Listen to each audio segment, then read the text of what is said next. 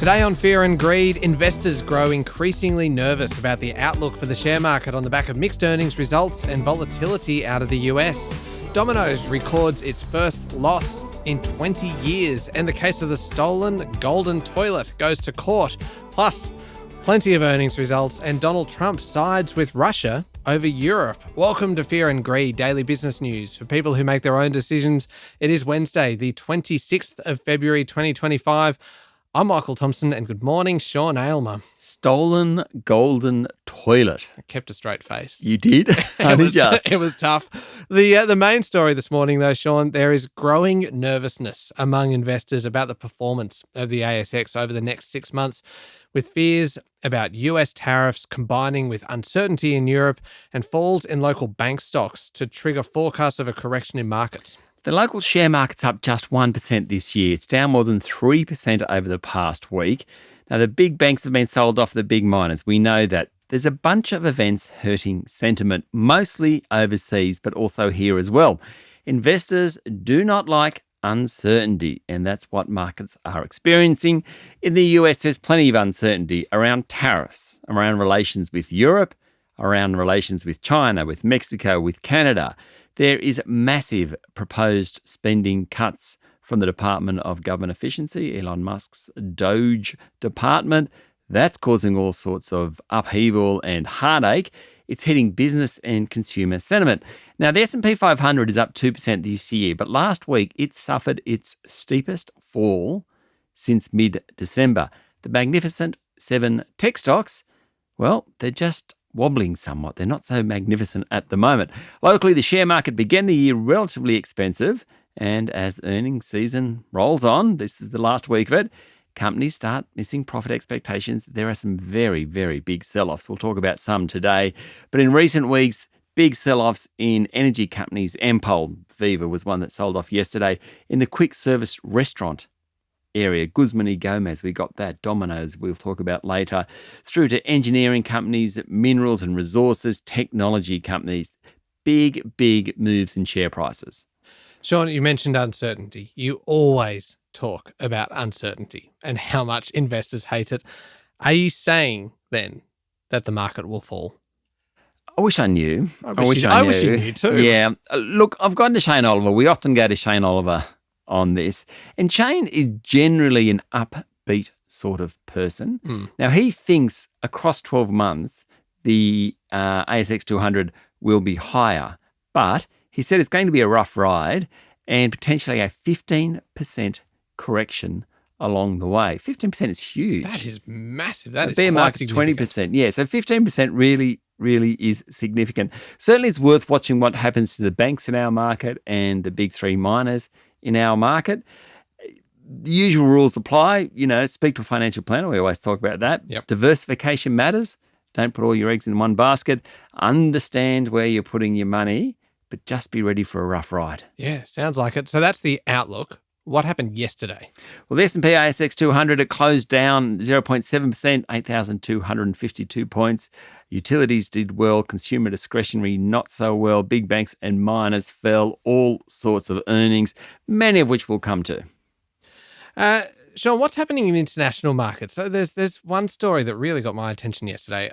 Yes. Warren Buffett. Yes, this very much is your story. So he released his annual letter to Berkshire Hathaway shareholders, always closely watched. I once went to a Berkshire Hathaway annual general meeting. Oh, how was it? Very cool. That's like Warren Buffett is like the closest thing that finance and investing has to a genuine rock star, right? Yep. I got to ask him a question and everything. What did you ask him? Just out of interest? They had an interest in HIH Insurance, the insurance company.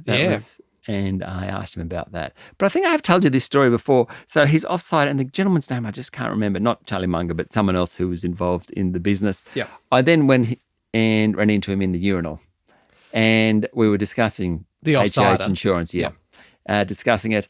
And it's always like slightly awkward. Yeah. When you're there talking about it and someone finishes and like, do you hang around or just go? Yeah, what you do never know where to look and you don't know whether to shake hands or... No, you don't shake hands, Michael. Anyway, let's get back to this. Sorry. So Warren Buffett, who is definitely a Democrat, He took a pretty thinly veiled swipe at Donald Trump. He said Berkshire paid $26.8 billion in tax, which is more than any company has ever paid. This was last financial year, more than any of the big tech companies paid, for example. I will now quote his letter. "Thank you, Uncle Sam. Someday your nieces and nephews at Berkshire hope to send you even larger payments than we did in 2024. Spend it wisely. Take care of the many who, for no fault of their own, get the short straws in life. They deserve better, and never forget that we need you to maintain a stable currency, and that result requires both wisdom and vigilance on your part." How good's that? We know what he was trying to get to. Yeah, it is, as you say, very, very thinly veiled. Yes. That swipe, right? Sean, we've got a lot more still to come. We are talking about Domino's first loss in 2 decades. But really, I think we're all just waiting for the golden toilet story, aren't we? So. All right, we'll be back in a moment with the rest of the day's business news.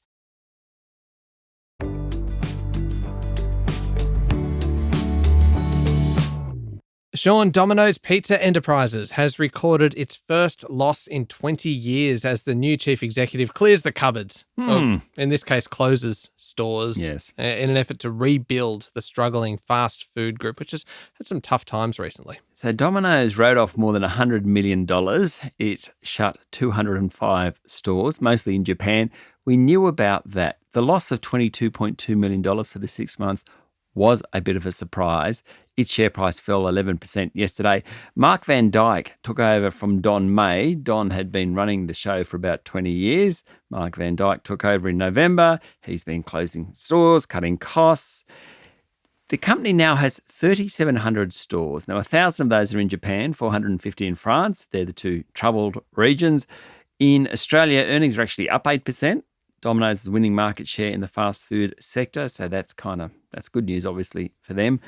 On the revenue side, Domino's will offer more value-oriented products. So they all say that. But do you want to know what they're going to come out with?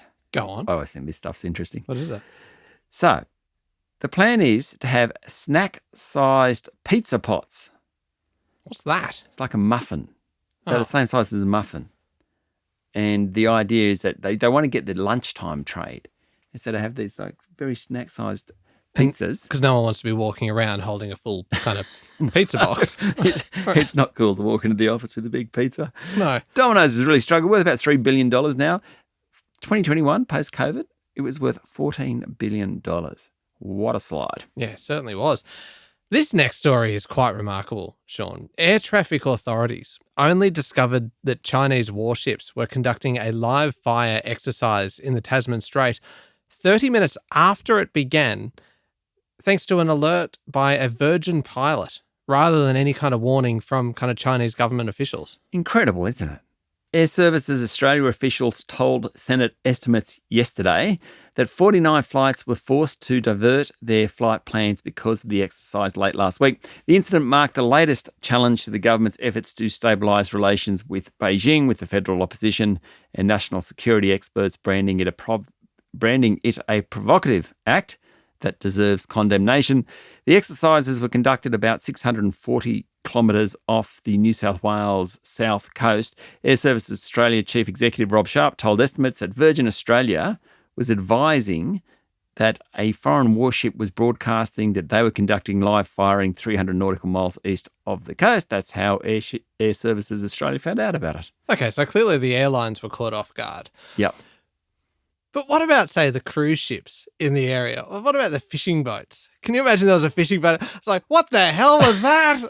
All of a sudden, these fish just start floating up, like the grenade fishing. Anyway, I really wonder if that happened. Probably not. Probably not. Australia, Sean, is, quote, right to worry that it'll be hit with tariffs on steel and aluminium by Donald Trump and not get an exemption because, Sean, the White House is full of protectionists. That's the view of Mick Mulvaney, the US President's Chief of Staff in Donald Trump's first term. He said the Republican Party is much more protectionist than 10 years ago, and the fact that the US needs the stuff Australia sells and has a trade surplus with us might not be enough to gain an exemption. That's because of all those protectionists in the White House. The comments come as Treasurer Jim Chalmers is in Washington to attend an Australian superannuation investment summit. He met with some of the big investors over the past 24 hours. He's also due to meet with US Treasury Secretary Scott Bessent. A few results worth mentioning, Sean. Nine Entertainment's earnings fell 29% for the first half as weaker economic and advertising conditions and significantly a loss of revenue from Meta as well, all weighed on the bottom line. The drop came despite a bigger contribution from real estate platform Domain. That's really the story at Nine at the moment. CoStar, the US group, has lobbed a $2.7 billion bid for Domain. Nine owns 60% of it, so they will decide whether or not that bid goes ahead. The acting CEO, Matt Stanton, wouldn't really be drawn on it. In a statement, Nine said Domain continues to be a key part of Nine's media ecosystem and long-term growth strategy. We'll wait and see on that one. After the show, we have an interview coming up today with Tim Burrows from Mumbrella, really going into all of this. Exactly. As far as so Matt Stanton is the acting CEO. Why haven't Nine got a full-time CEO? He's been acting for 3 or 4 months now. How are Seven performing? How's Nine performing? What happens to Nine if they do sell Domain? What about the radio business, the broadcast business, the publishing business? What will Stan do around sports rights? The whole lot. No one knows media better than Tim. Yep. And asking this big question of could it be an unravelling of Nine after this point? It is a great conversation. It's coming up after the show. Buy Now, Pay Later group Zip has reported record earnings, Sean, and says it is growing faster than competitors in the US, including Block's Cash App, Affirm, and Klarna as well. So cash earnings more than doubled in the 6 months to the end of December. The share price as a result jumped 14% yesterday. The number of transactions going through the Zip platform grew sharply, especially in the US. Do you know who likes Zip more than where Zip is performing best? Young female users. There you go. I don't know why Zip would appeal to young female users. Oh, you're looking at me blankly here. Well, no, I'm assuming that when we're talking young, we're talking kind of like people in their 20s going out and shopping and buying clothes. But why? But why? It's just such a stereotype, wasn't it? I just went straight into that. But why Zip rather than Block or Affirm or Klarna? That's a good question. And one, Sean, that unfortunately I have no answers for. The other thing they're doing is introducing a pay in 8. So most of these buy now, pay later, it's like 4 payments, but there are more expensive goods. And so they're doing a pay in 8 thing. The other thing helping them in the US particularly is Donald Trump and the less there's unlikely to be as much regulation around buy now, pay later under a Trump administration. It's a fascinating sector. Let's turn to international news. You mentioned Donald Trump there, and the president has deepened Washington's split with allies over Ukraine, withdrawing US condemnation of Russia's 2022 invasion at the United Nations and among the group of 7 nations as well. So the US and Russia both voted against a European-backed resolution in the UN General Assembly that calls out Moscow's full-scale invasion. That's the phrase. 3 years ago, the two sides later aligned for the first time since the war started in the Security Council to approve a US resolution calling for a swift end to the conflict without assigning blame, which is very much a reversal from the policy under President Joe Biden. It comes as the G7 also struggled to issue a joint statement on the anniversary of the war after the US opposed phrasing condemning Moscow that echoed previous language from the group. That's all according to Bloomberg. The Europeans and the Americans, Sean, might not be getting on too well. That wasn't so obvious at the meeting between Donald Trump and French President Emmanuel Macron, except for like a slightly uncomfortable handshake. And there was a moment when the French president interrupted the US president to correct him on something. But apart from that, they seem to be getting on reasonably well. Bit awkward, don't you reckon? It was. That handshake. It looked like a tug of war going back and forth. Like it was just the most kind of macho display of dominance that you can imagine, and neither of them was giving up. They weren't giving up. No. And Macron said European nations needed to contribute more to maintaining security and peace on the continent. He added there couldn't be an end to fighting without guarantees. Trump said he believed Russian President Vladimir Putin would accept European peacekeepers in Ukraine to keep the peace. He also expressed hope the conflict could end within weeks and that Ukrainian President Volodymyr Zelensky would soon come to the US to sign a deal to give the US access to the Ukraine's critical minerals. I have absolutely no idea whether that's going to happen or not. No idea. Finally, Sean, it is time to talk about this story. Thieves who stole a golden toilet valued at £4.8 million. That's what, 9.6 million Aussie dollars from Blenheim Palace completed the, quote, audacious raid in just 5 minutes, a court has heard. 5 men are accused of stealing the 18-carat gold toilet from the stately home west of London, just days, in fact 5 days after it was installed as artwork in September 2019. However, if it was artwork, you wouldn't think that it would work, but it was fully functioning. Oh, good. It was entitled America. It was created by Italian artist Maurizio Catalan. The actual toilet's never been recovered. It's believed to have been split up and sold off. So like a golden seat over here and a golden cistern over there and an S-bend somewhere else. The Oxford Crown Court was told of a carefully planned burglary that would not have been possible without lots of preparation. It's alleged that 5 men drove through locked wooden gates into the grounds of Blenheim Palace shortly before 5 a.m. in 2 stolen vehicles. They allegedly drove across a field, up to the front steps, smashed and broke in through a window. They then broke down the wooden door to the cubicle where the toilet was fully plumbed in, removed it, leaving water spouting out of the pipes, and then just drove away with the toilet. Can you imagine trying to sell that then? Broken up into these pieces, a dodgy guy in a trench coat comes up. Hey, you want to buy an S-bend? Just busting it open. Sean, we'll put some pictures of that in the newsletter, the Fear and Greed excellent idea. newsletter, which comes out today. If you haven't subscribed already, head along to fearandgreed.com.au. There will be a lot more serious content in the newsletter. The newsletter is all about kind of Sean's views on a whole bunch of different stories. So it's definitely worth subscribing just for that. Up next is the Fear and Greed Daily interview with Tim Burrows from Mumbrella. Thank you very much, Sean. Thank you, Michael. It is Wednesday, the 26th of February, 2025. Make sure you're following the podcast and please join us online on LinkedIn, Instagram, X, TikTok and Facebook. I'm Michael Thompson. That was Fear and Greed. Have a great day.